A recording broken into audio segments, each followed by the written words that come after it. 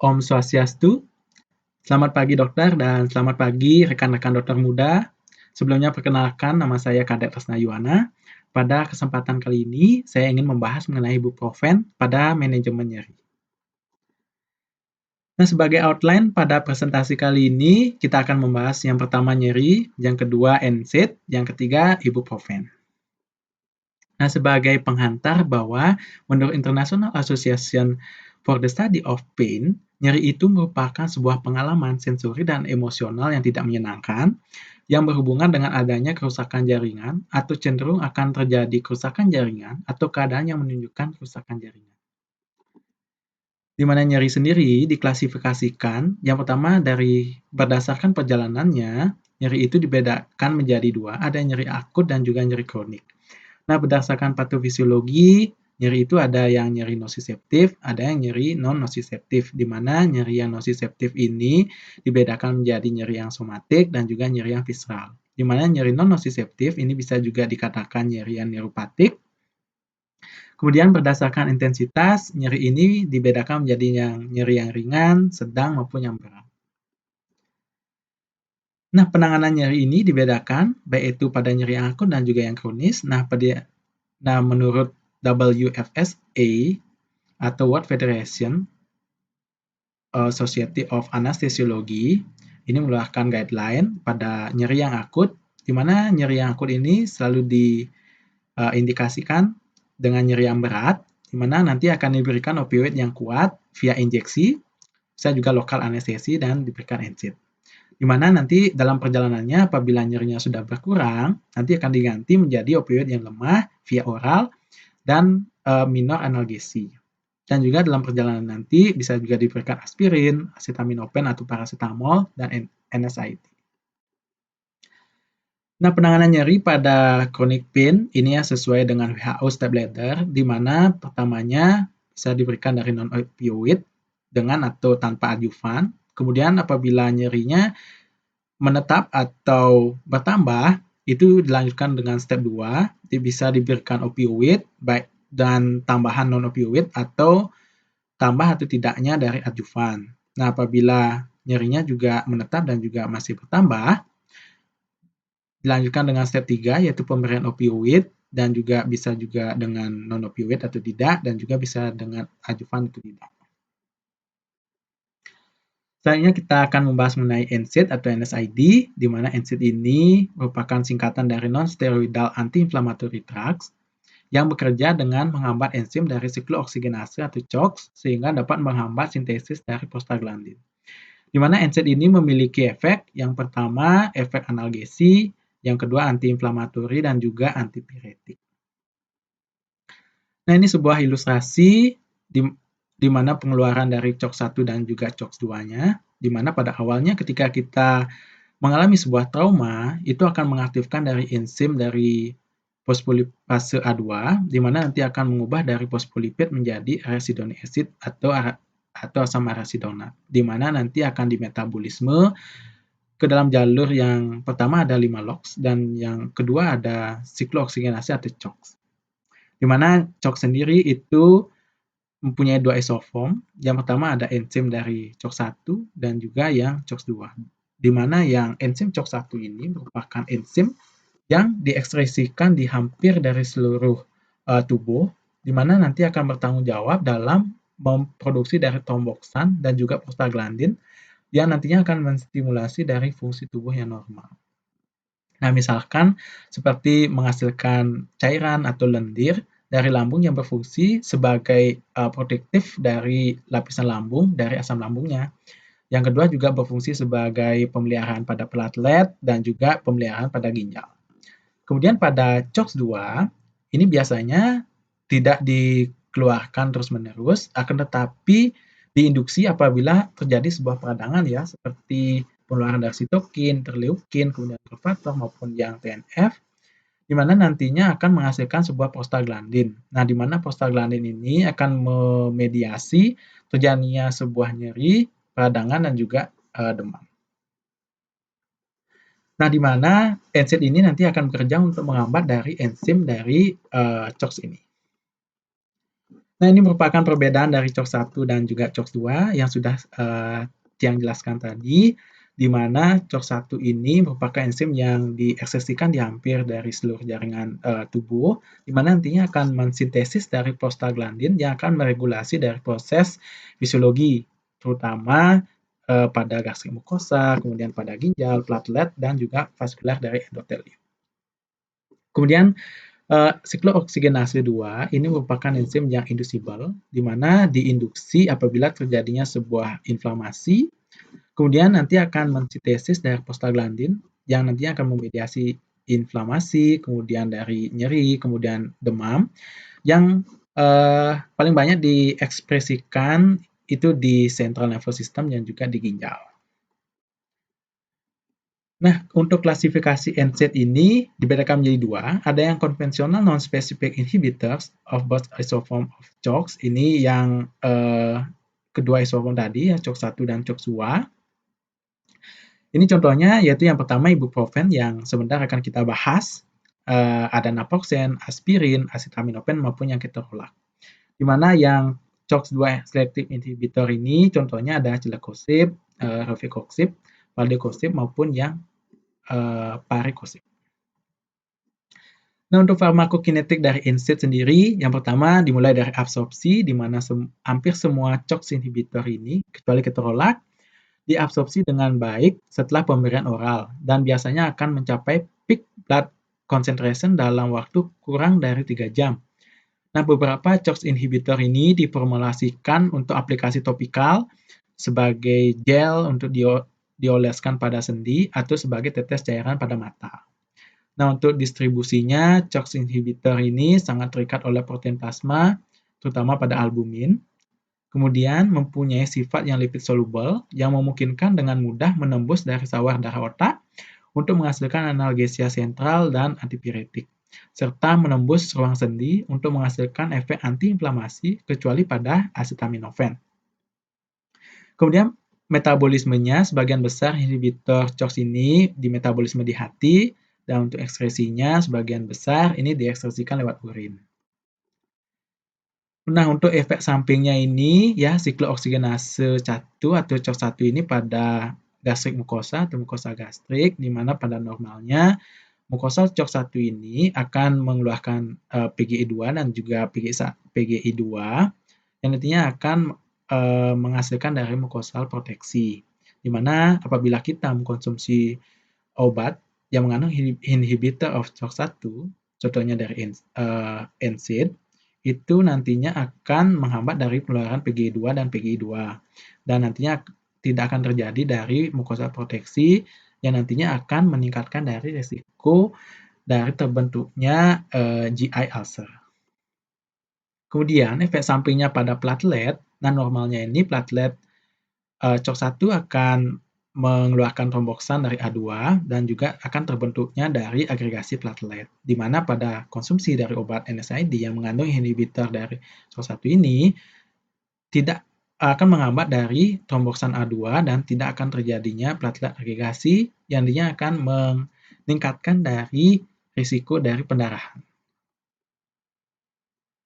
Nah, ini merupakan ilustrasi ya, atau sebuah penelitian yang diteliti oleh Fitzgerald, di mana pada penelitian ini disimpulkan bahwa harusnya ya prothrombic state dengan antithrombotic state ini normalnya seimbang. Nah, namun apabila kita memberikan dari CHOX-2 inhibitor ini, maka nanti antithrombotic state-nya ini akan berkurang. Lalu prothrombic state-nya ini akan meningkat. Di mana ini merupakan suatu efek yang tidak diinginkan oleh karena penggunaan dari CHOX-2 selective inhibitor. Nah, hal ini karena peningkatan dari prothrombic state-nya akan menyebabkan terjadinya stroke dan juga myocardial infarct. Nah, kemudian untuk interaksi obat atau drug interaction. Nah, interaksi obat dengan terapi NSAID ini dapat dihasilkan dari interaksi farmakodinamik atau farmakokinetik dari obat tersebut. Di mana yang pertama, NSAID yang non-selective ini akan mempengaruhi agen antiplatelet lainnya melalui penghambatan dari agregasi platelet. Hasilnya adalah peningkatan risiko pendarahan dengan penggunaan NSAID dan agen antiplatelet lainnya secara bersamaan. Nah, NSAID ini akan mengurangi pembersihan dari litium dan meningkatkan konsentrasi litium serum dengan menghambat produksi prostaglandin ginjal dan mengubah aliran darah intrarenal. Dan pemberian digoxin dan NSAID secara bersamaan dapat mengurangi pembersihan digoxin pada ginjal, meningkatkan konsentrasi obat plasma, dan meningkatkan toksisitas dari digoxin. Dan NSAID ini berinteraksi dengan agen antikonvulsan, contohnya pada penitoin dan juga asam palforat. Nah, berikut terdapat contoh-contoh dari jenis-jenis dari NSAID, ya, di mana yang pertama dari grup acetic acid, ini contohnya ada diclofenac, kemudian etodolac, kemudian juga ada ketorolac, baik itu intramuskular maupun ya intravena. Nah, kemudian juga ada indomethacin, nabumeton, solindac, dan tolmetin. Kemudian dari grup oxicam, kelompok oxicam ini seperti meloxicam maupun yang piroxicam. Juga ada grup propionic acid, ya, seperti fenoprofen, flubiprofen, dan ibuprofen, ya, yang akan kita bahas sebentar. Ketoprofen dan juga ketoprofen CR, dan juga ada naproxen. Kemudian dari salisilat ada aspirin, kemudian dari COX-2 agent atau siklooksigenase 2 agent ini ada golongan dari koksib seperti celecoxib. Nah, kita akan membahas mengenai ibuprofen. Di mana ibuprofen ini merupakan sebuah turunan dari asam propionat yang diperkenalkan pertama kali pada tahun 1969 sebagai alternatif yang lebih baik selain aspirin. Di mana ibuprofen ini merupakan NSAID yang paling umum digunakan dan yang paling sering diresepkan. Di mana ibuprofen ini merupakan suatu obat yang non-selective inhibitor dari COX-1 maupun yang COX-2. Nah, meskipun sifat inflamasinya atau peradangannya ini lebih lemah dibandingkan dengan NSAID yang lain, akan tetapi obat ini memiliki peran yang analgetik dan antipiretik yang lebih menonjol. Kemudian efek berdasarkan tindakan penghambatan pada siklooksigenase ini, seperti yang sudah dijelaskan tadi, ini terlibat dalam sintesis dari prostaglandin.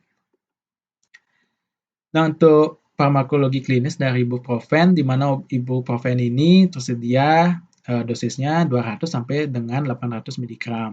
Dan di mana hampir tidak larut dalam air yang memiliki pKa 5,3 dan diserap dengan baik secara oral. Dan mencapai dari konsentrasi puncak serumnya ini dalam waktu 1 sampai 2 jam setelah pemberian dari oral. Dan ibuprofen ini ditransformasikan secara biologis dengan waktu paruh serum 1,8 hingga 2 jam. Dan obat ini sepenuhnya hilang dalam waktu 24 jam setelah dosis terakhir melalui proses metabolisme. Dan lebih dari 90% dari dosis ini diekskresikan lewat urin, ya, sebagai metabolit atau konjugatnya, dan metabolit utamanya adalah senyawa terhidroksilasi dan juga karboksilasi. Di mana pada pasien dengan gangguan ginjal, ini dikatakan tidak berpengaruh pada kinetika obat dan eliminasinya cepat masih terjadi akibat dari metabolisme. Nah, selanjutnya pemberian tablet ibuprofen ini baik dalam kondisi puasa atau segera sebelum makan, ini memiliki profil waktu konsentrasi serum yang sama. Dikatakan ketika diberikan segera setelah makan, ini terjadi penurunan tingkat penyerapan, akan tetapi tidak signifikan. Nah, untuk aplikasi terapinya, jadi ibuprofen ini termasuk NSAID yang memiliki efek analgesi, antiinflamasi, dan juga antipiretik, di mana biasanya ini digunakan pada pengobatan nyeri yang ringan hingga sedang, pada kasus-kasus dysmenorrhea, nyeri kepala, migrain, nyeri gigi pasca operasi, kemudian spondilitis, osteoartritis, RA, dan juga gangguan-gangguan dari jaringan. Di mana seperti yang dijelaskan tadi, ya, ibuprofen ini mekanismenya seperti pada NSAID, yaitu akan menghambat dari pengeluaran dari prostaglandin dan sintesis dari tromboksan, yang nantinya akan memiliki efek perubahan pada fungsi trombositnya, kemudian perpanjangan gestasi dan persalinan, kemudian kerusakan mukosa saluran cerna, dan ketidakseimbangan cairan dan elektrolit, dan yang lain-lainnya. Nah, secara umum untuk aplikasi terapi pada ibuprofen ini bisa diberikan pada yang pertama pada paten ductus arteriosus atau PDA, kemudian yang kedua pada RA dan juga OA, kemudian yang ketiga ada cystic fibrosis, keempat orthostatic hipotensi, dental pain, pada dysmenorrhea juga, fever dan juga nyeri kepala, kemudian Parkinson disease dan juga breast cancer. Yang pertama pada paten ductus arteriosus ini itu merupakan komplikasi yang sering terjadi pada bayi prematur ya, di mana ductus arteriosus ini tetap terbuka setelah bayi yang lahir.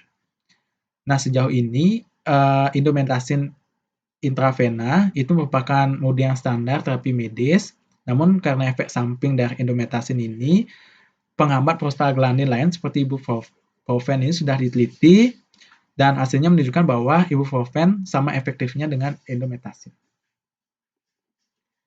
Kemudian pemberian pada RA dan juga OA, di mana ibuprofen ini akan bisa pengelolaan dari berbagai gangguan inflamasi, muskuloskeletal dan juga rematik, dan efektif dengan toksisitas yang minimal.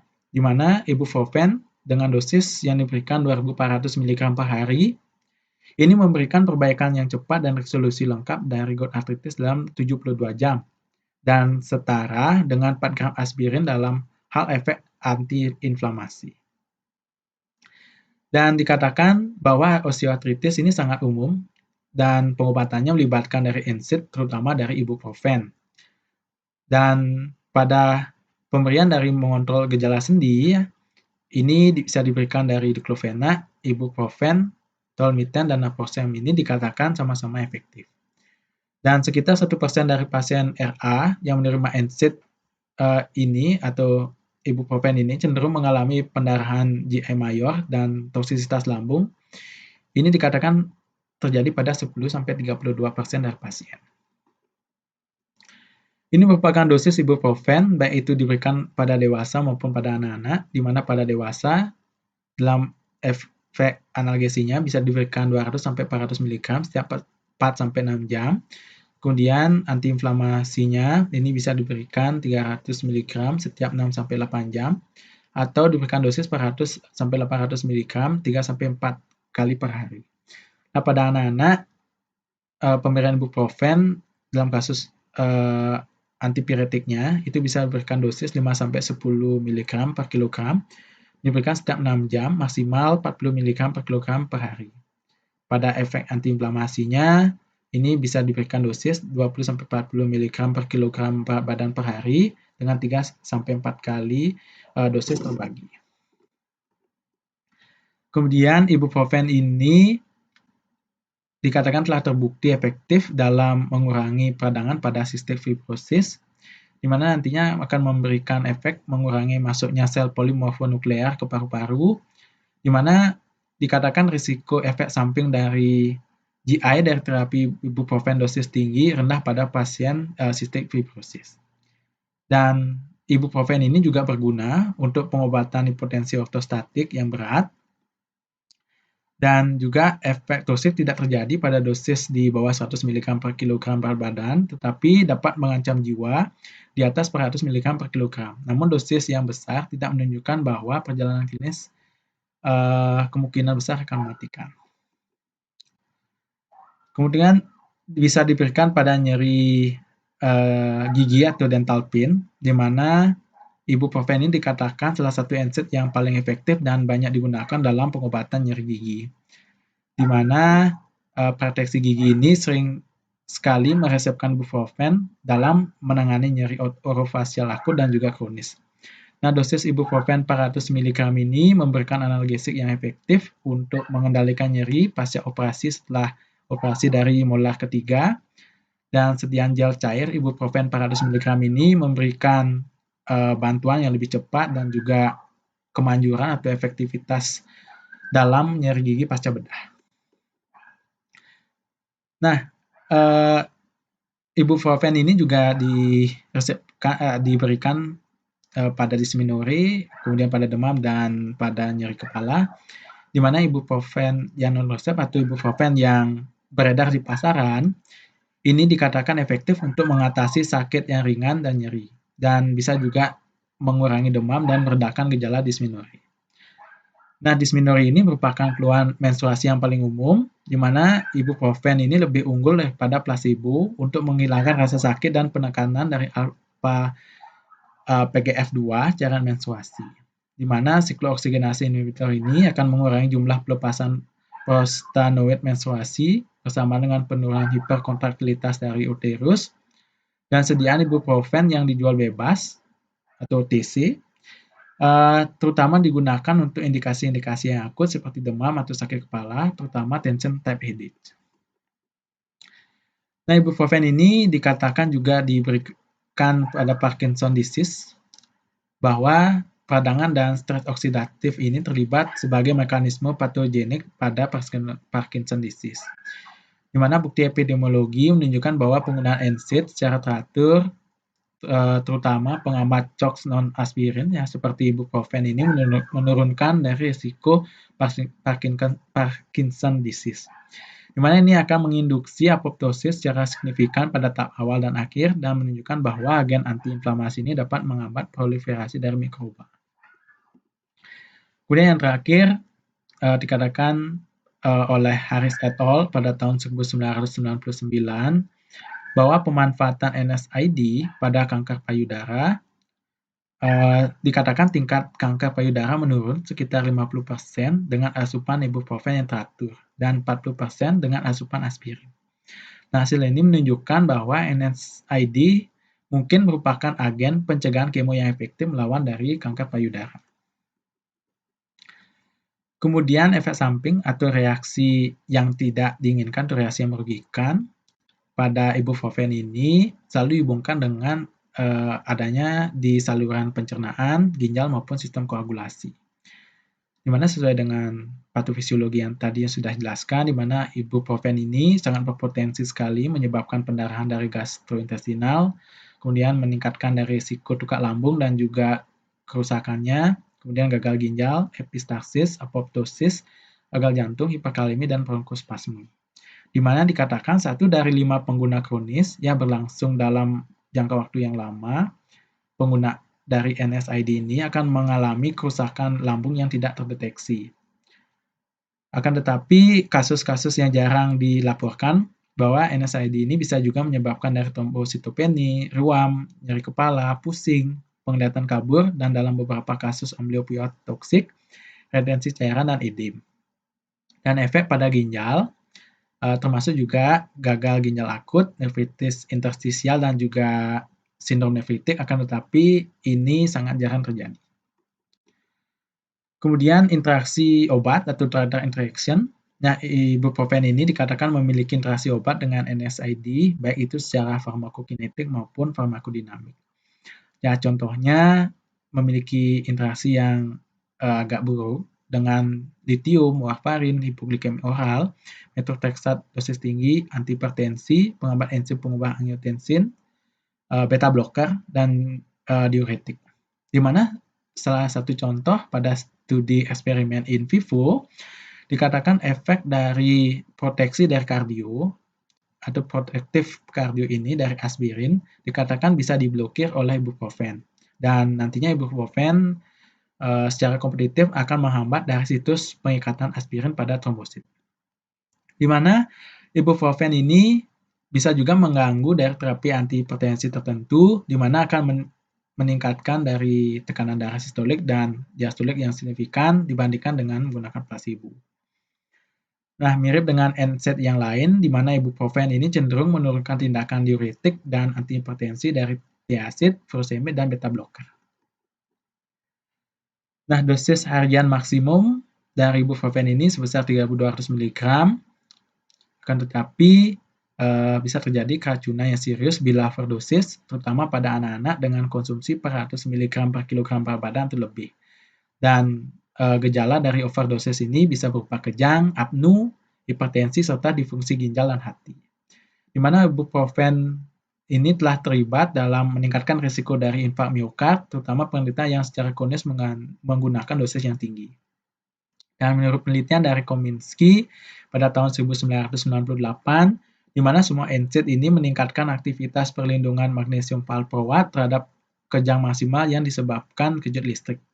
Nah, hanya ibuprofen dan piroxicam ini yang meningkatkan efektivitas antikonvulsif dari diphenylhidantoin, dan ibuprofen juga menurunkan dosis efektif 50 dari valproat itu sendiri. Nah, dengan demikian bisa disimpulkan bahwa NSAID ini dapat meningkatkan aktivitas dari perlindungan anti-epilepsi. Kemudian peringatan penggunaan dari NSAID, ya khususnya ini ibuprofen, di mana ibuprofen ini pada produk-produk yang OTC atau yang dijual bebas di pasaran yang mengandung aspirin, acetaminophen, ibuprofen sendiri itu dapat meningkatkan dari risiko hepatotoksisitas dan perdarahan pada gastrointestinal pada individu yang mengkonsumsi 3 atau lebih minuman alkohol setiap hari.